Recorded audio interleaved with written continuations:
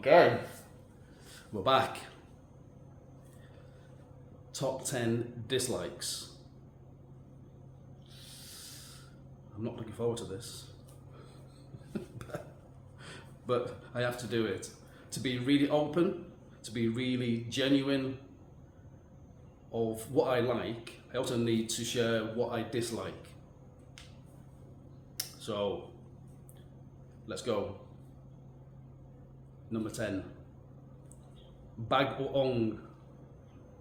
Maybe I'm not saying it correctly, but bag o ong, the fishy liquid in a jar. Wow, it's so overpowering. So much so, when my wife eats it and cooks in the liquid, I ask her to cook outside in our dirty kitchen. And I guess that's what it's for, yes? Dirty kitchen? But my God, it's pungent. Oh, wow. I mean, I'm sure that could strip paint just because of the smell. Number 9, the roads here, certainly in the province, are shockingly bad. Shockingly bad. I've noticed that there are certain stretches that now have tarmac on the road. So tarmac is just becoming available here in the northern provinces. But generally, the roads are really bad condition. We have quite a new car, and it's not even 2 years old yet, and I'm sure that the thing's going to need shock absorbers quite soon. Quite often we go to the mall, which is 1 hour away by car. It's a really pleasant view, but it's not a really pleasant drive because it's just so uneven. The road is so uneven, different surfaces, different levels, and generally really bad roads. But thankfully, tarmac is being used more and more up here, so yeah, the roads are not good. Number 8, this comes on to the section of diet and cuisine that I mentioned in my likes. One of the dislikes is there's a certain animal that goes woof woof. Yeah. So maybe I shouldn't say any more than that is sometimes available for food. Now, one of the things that shocked me in the first few months of being here in the province was that there was a tricycle that came down our track road. 2 guys speaking in Ilocano, and I asked my wife, what are they saying? And they are asking if we have any dogs to sell. And I thought, wow. I'm thinking, yeah, I'm really now in the Philippines province. Now we have 5 dogs, 2 guard dogs and 3 Shih Tzus. But I can't sell them. Actually, sometimes when they're naughty, I feel like I could do, but no. But no, I can't. Okay, number 7, safety on the road. I have lost count. It's got to be almost in the hundreds now of how many times I had to swerve, either from someone that just steps out into the road, or motorcycles not having the lights on the back, and generally the lack of education of how to drive and ride in the province. There's been so many near misses. You always have to be alert, always. If it's not dogs running out, it's chickens, it's, God forbid, kids or people. I've lost count how many accidents I've seen on my wife's Facebook channel. I've lost count. And the Philippine people, they're not shy in showing you the video footage. There's some horrendous videos that I've seen. So much so, I've asked my wife Cherry to not show me anymore because it's really bad. It's really bad. I mean, what's interesting was that when I got my driving license converted from the UK to the Philippines, I went to the LTO on my own. And as we were all waiting, I had to get the registration or license or whatever. There was a big TV showing, and most people were, if not on their phones, as we all are these days, looking at the TV screen, and it was just playing a reel of like safety, wear a helmet. No, there's no helmets. No helmets. So I'm thinking, I'm looking around, and these people are either on their phones, they're not listening to what's being played, they're not watching for what's being played. And I'm thinking, I'm not surprised. There's so many accidents here. So many accidents. And most of them could be avoided. Either with more education, a better driving test, more inspections. But I don't think the LTO has the manpower, and certainly the police don't have the manpower to do any regular checks. So it goes, it's just one of those things. If you see the police and LTO on motorcycles with no helmets, what does that tell you?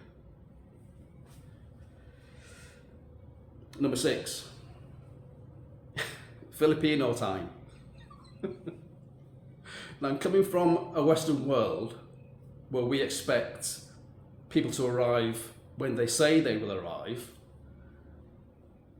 Come to the Philippines and just waiting for people to arrive, literally for days, and they don't arrive.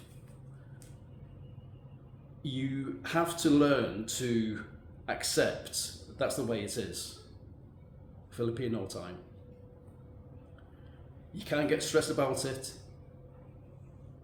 but there's no need to. That's just the way it is. Number 5, I like my sleep in the morning. So I don't like the sound of a horn or a bell being sounded at 6 a.m. And that's with the food sellers that come down our dirt track at 6 a.m. Sometimes even earlier. And just on the same subject, we had a delivery some months ago, and again, come from a Western world, we don't expect deliveries anything from 8 a.m. till 6 p.m. No, not the Philippines. 3:30 a.m. was the delivery.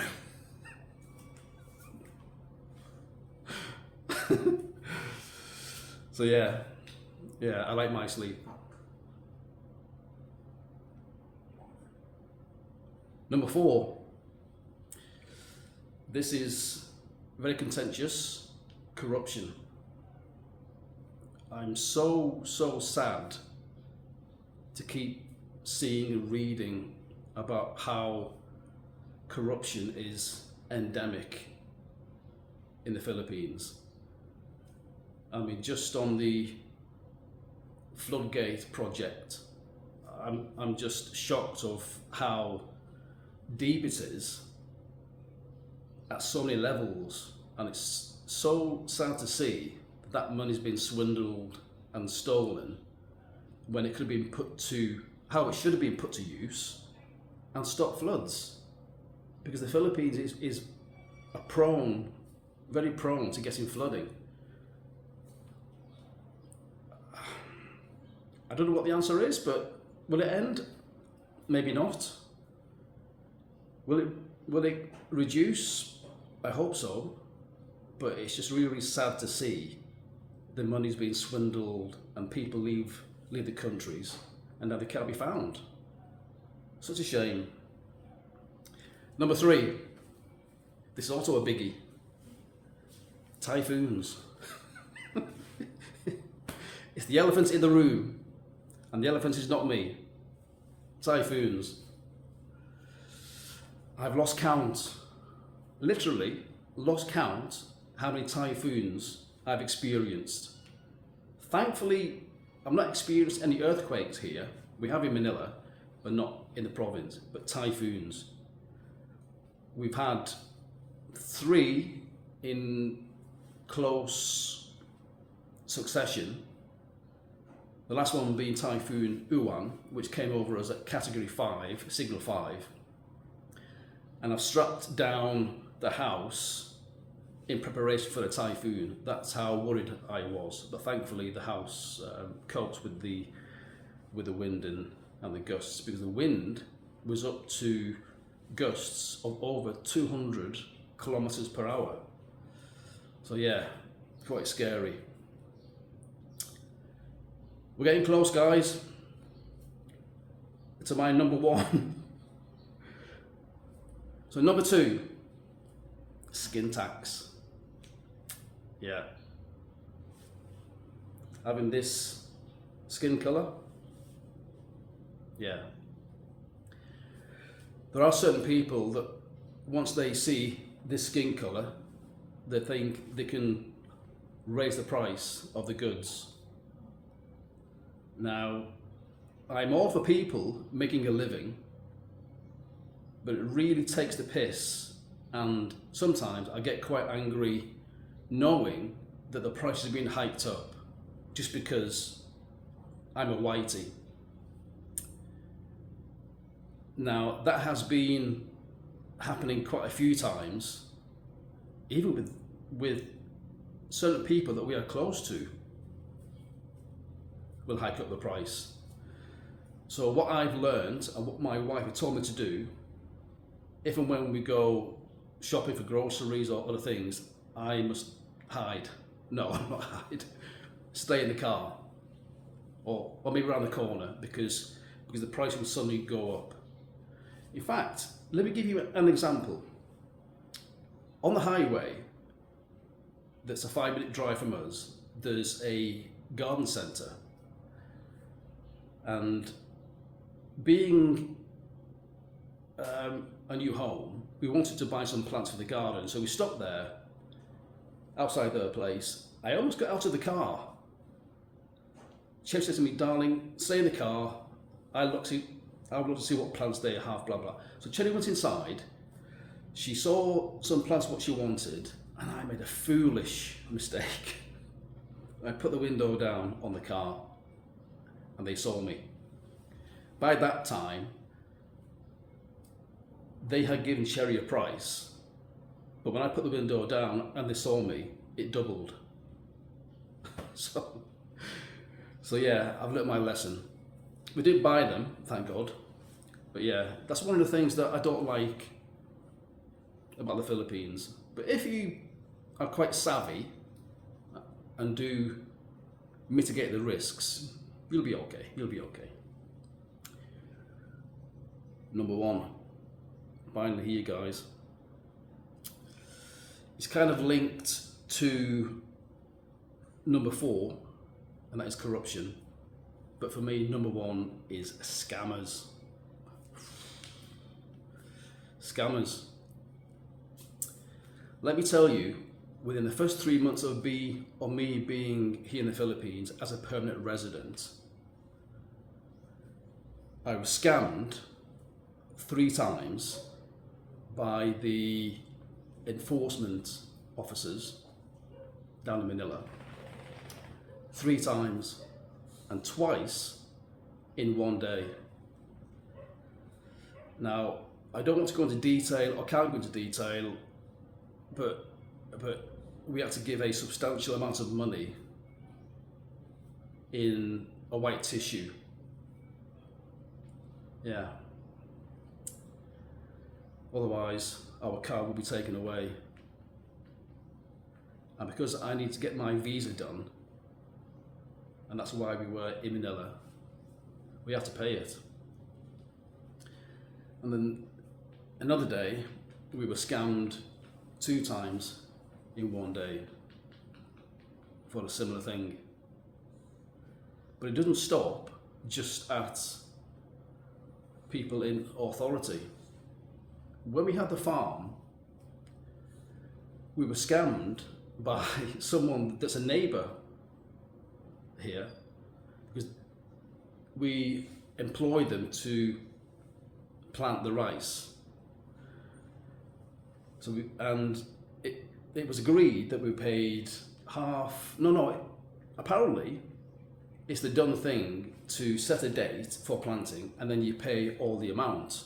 And me being quite new to farming and being in the province, I paid it, even though I was a bit uncomfortable in paying all the money. It was around 17,000 pesos, so not a small fee.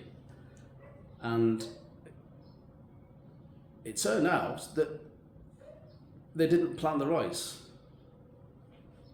We knew where they lived, we tried to find them, and we had to finally go to the local barangay, because the thing is here, if you want to try and get your money back and inform the barangay about any scammers, you need to go there. Thankfully they got the person in and we got the money back. But I got scammed within the first 3 months of living here in the province. It's not a nice experience knowing that you've invested all of your life to get to a point where you can retire at age 55, build a beautiful home, buy a farm, and then at I won't say every opportunity, but certainly quite a few opportunities, we've almost been scammed. And when we had the farm, rather than pay all the amount to plant the rice, I insisted that we paid half to set the date and half when they finished, and that worked. But there was no shame. You know, I mean, the brass neck of someone to scam you that lives locally. I mean, is there no shame for certain people? So guys, this has been my 10 likes, my 10 dislikes. I'm still here in the Philippines. I'm not going to leave the Philippines. This is my home. My wife and I have built an amazing house for ourselves. We've got an amazing lifestyle. Once you get settled and get used to these little things, sometimes big things, that can happen, it's something that you need to accept to a small degree. But just, there's always a kind of educational, every day's a school day type of a scenario. And I would welcome anyone that's thinking about coming to live in the Philippines to do it. We've lived in the city, we're now living in the province. It's a wonderful life. So guys, as always, thank you for watching. I really do appreciate it. Bye for now, and I'll catch you on the next one. Bye bye.